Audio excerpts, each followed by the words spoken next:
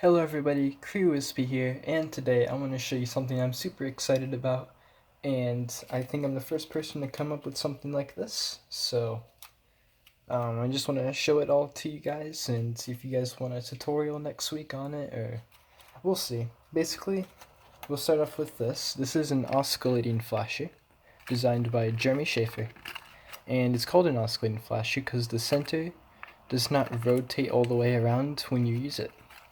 An example of a normal flasher that does this would be Jeremy Schaefer's Easy Flasher, and the center rotates a lot more.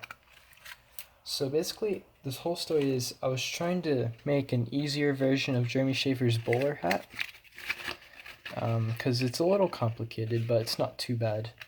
I just wanted to stay consistent because most flasher hats have a smaller version. So yeah, I was trying to do that, and I accidentally came up with this. Now, I call it the baby oscillating flasher hat because the center only oscillates, and it's a hat.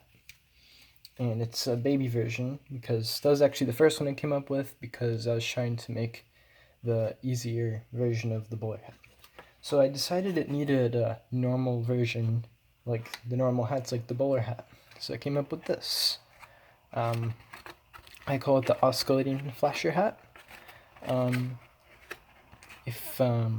it's a lot more complicated, I'm trying to say. This is my second one, my rough draft one. Is this one. I actually came up with it on my first try, which is really cool.